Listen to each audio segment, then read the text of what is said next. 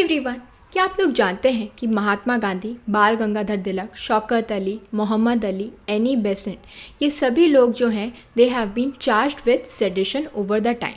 And you will be surprise to know कि 2014 से अब तक 399 केसेस रजिस्टर हो चुके हैं अंडर सेडिशन, जिसमें से 23 फॉल्स थे, 58 were shut because of lack of evidence and for 144 cases chargesheet file की गई थी। और जो कन्विक्शन रेट है सेडिशन के चार्जेस के अंदर वो भी काफ़ी फ्लक्चुएट होती रहती है।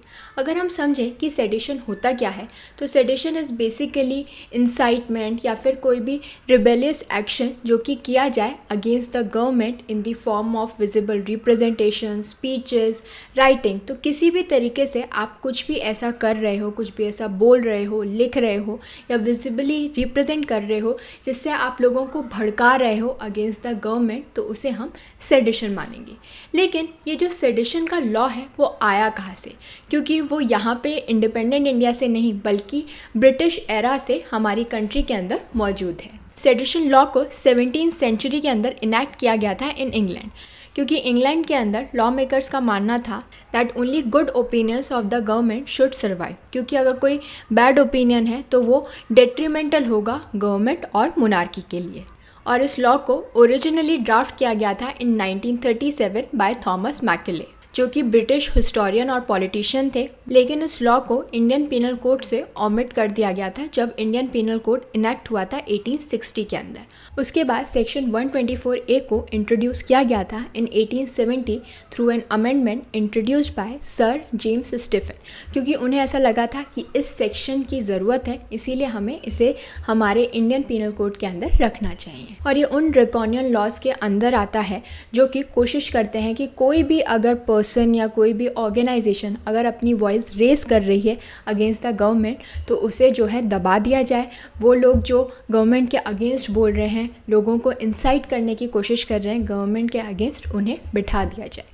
लेकिन इस सेडिशन का एक्चुअल मीनिंग क्या होता है? ये जो सेक्शन 124 है एक्चुअली में क्या कहता है? सो इसके अकॉर्डिंग अगर कोई भी पर्सन जो है वो कोशिश करता है टू ब्रिंग हेट्रेड और कंटेम्प्ट या फिर लोगों को भड़काता है या लोगों को एक्साइट करता है, डिसअफेक्शन लाता है towards the government, then they have committed an act of sedition. और ये जो सेडिशन का एक्ट है आप किसी भी तरीके से कर सकते हो, या तो बोलकर कि आप कुछ भी ऐसा बोल रहे हो या लिख रहे हो या विजुअली रिप्रेजेंट कर रहे हो जैसे कि साइंस, पिक्चर्स, वीडियोस या फिर कार्टून्स। लेकिन किसी भी एक्ट को सेडिशन तभी माना जाएगा अगर आप ऐसा कुछ भी कर रहे हो जिसकी वजह से वायलेंस आप भड़का रहे हो या फिर पब्लिक डिसऑर्डर हो रहा है और an attempt to cause violence और पब्लिक डिसऑर्डर, तभी उन एक्शंस को, उन वर्ड्स को या फिर उस विजुअली रिप्रेजेंटेशन को सेडिशन माना जाएगा। और सुप्रीम कोर्ट ने अपने काफ़ी सारे जजमेंट्स में बात कही है कि किसी भी एक्ट को या वर्ड को या फिर विजुअल रिप्रेजेंटेशन को सेडिशन तभी माना जाएगा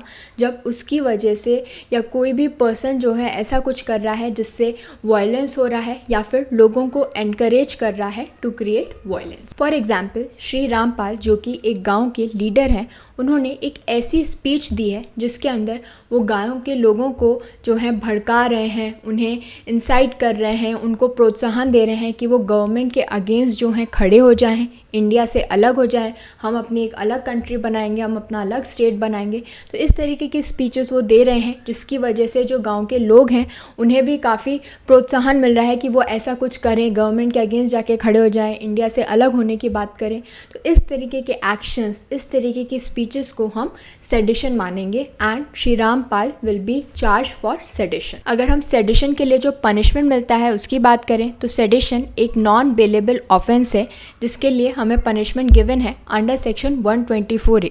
तो इसके लिए एक पर्सन को जेल हो सकती है, तो जो जेल टाइम है वो 3 साल से लेकर लाइफ टाइम तक हो सकता है। इसके साथ साथ फाइन भी लगाया जा सकता है। और अगर किसी भी पर्सन पे सेडिशन के चार्जेस लगाए जाते हैं, इन दैट केस वो पर्सन पूरी लाइफ कभी भी गवर्नमेंट जॉब नहीं कर सकता। इसके अलावा उस पर्सन के पास उसका पासपोर्ट नहीं रहेगा और टाइम टू टाइम कोर्ट में उसकी पेशी होगी। तो अगर आप पे सेडिशन का चार्ज भी लग गया है, आप आपको कन्विक्शन नहीं हुआ है, सज़ा नहीं हुई है, प्रूफ हो गया कि आपने ऐसा कुछ भी नहीं किया था, लेकिन सेडिशन का चार्ज भी लगाया गया है, तो आप गवर्नमेंट जॉब नहीं कर सकते हैं। लेकिन इसका मतलब ये नहीं है कि अगर आप कुछ भी कहते हैं गवर्नमेंट के अगेंस्ट तो उसे हम सेडिशन मान लेंगे, ऐसा नहीं है। कुछ एक्ट्स ऐसे भी होते हैं जो भले ही आपने बोले तो गवर्नमेंट के अगेंस्ट है या फिर आप गवर्नमेंट की किसी पॉलिसी को क्रिटिसाइज़ कर रहे हो, लेकिन उसे हम सेडिशन नहीं मान सकते। और इसका रीज़न ये है कि उस तरीके के स्टेटमेंट्स जो आपने कहे हैं वो आएंगे आपके right to freedom of speech के अंदर, जो कि आपका फंडामेंटल राइट है अंडर इंडियन कॉन्स्टिट्यूशन। सो आपको बोलने का हक है, लेकिन उसके साथ साथ आप पे कुछ रिस्ट्रिक्शंस भी इम्पोज्ड हैं। तो जो भी आप बात कह रहे हैं, भले ही वो गवर्नमेंट के अगेंस्ट हैं, लेकिन आपको सोच समझ के कहनी होगी कि वो जो बातें हैं वो लोगों को भड़का तो नहीं रही हैं, वायलेंस तो नहीं कर रही है, ना ही पब्लिक डिसऑर्डर क्रिएट कर रही हैं। तो अब वो कौन कौन सी चीज़ें हैं? जैसे सपोज़ करिए कि आप गवर्नमेंट की कोई नई पॉलिसी आई, उसको अगर आप जो है क्रिटिसाइज़ कर रहे हैं तो कोई बात नहीं, आपका एक ओपिनियन है जो आप दे रहे हो, या फिर आपने कुछ क्रिटिसिज्म किया है लेकिन it is done in good faith against the government, कि भाई आप गवर्नमेंट को एक तरह से सुझाव के तौर पे कह रहे हैं कि अगर गवर्नमेंट ऐसा करती तो वो ज़्यादा बेटर होता। तो इसीलिए इस तरीके की बातें हम सेडिशन की कैटेगरी के अंदर नहीं डाल सकते। सो ऐसा कोई भी कमेंट जो आप इसलिए कर रहे हो ताकि गवर्नमेंट की जो फंक्शनिंग है वो बेटर हो सके, तो उसे हम सेडिशन नहीं मानेंगे। कुछ भी ओपिनियन देना, सुझाव देना, भले ही आप उन्हें काफ़ी स्ट्रॉन्ग वर्ड्स में कह रहे हो, लेकिन it is done in good faith for the betterment of the country, for the betterment of the people, तो उसे हम सेडिशन नहीं मानेंगे। लेकिन अगर आप लोगों को भड़काने की कोशिश कर रहे हो, वायलेंस क्रिएट करने की कोशिश कर रहे हो, डिसलॉयल्टी शो कर रहे हो towards a government, in that case it will be considered as an act of sedition. For example, Amit नाम के एक पर्सन ने कोई कार्टून ड्रॉ किया न्यूज़पेपर के अंदर।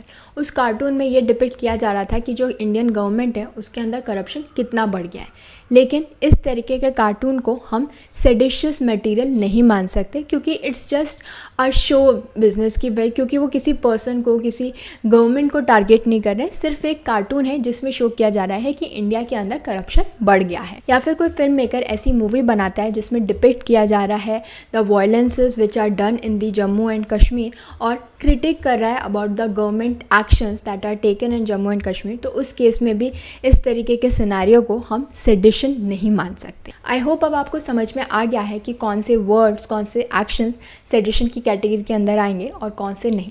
लेकिन अगर कोई पर्सन सेडिशन के लिए चार्ज किया जाता है तो उस केस में एक इम्पॉर्टेंट चीज़ जो पता होनी चाहिए उस पर्सन को, वो ये है कि उनका जो एरिया है, जहाँ वो रहते हैं, जो घर है, वहाँ पे पुलिस आके जो भी मटेरियल पुलिस को ऐसा लगता है, जो भी पुलिस इंचार्ज है, जो भी पर्सन इंचार्ज है इस काम के लिए, वो उनके घर पे आके देखेगा। अगर ऑफिस है तो वहाँ आके देखेगा, और अगर उसको कोई भी सेडिशियस मटेरियल दिखता है, चाहे वो न्यूज़पेपर हो, बुक्स हो, कुछ भी हो, तो उसे कॉन्फिस्केट किया जा सकता है। ये पावर उस पुलिस ऑफिसर के पास होती है जो इंचार्ज है इस पर्टिकुलर केस के लिए, कि उस पर्सन का एरिया आप जाके देखिए, घर देखिए, वहाँ पे क्या क्या मटेरियल है, क्योंकि उससे पता चलता है कि वो पर्सन क्या थिंक करता है, क्या क्या सोचता है, क्या क्या पढ़ता है। So this was all about sedition, law related to sedition. I hope this information was helpful to all of you. Thank you for watching this video. Don't forget to follow Nyay and do join us again for more of India's Laws Explained.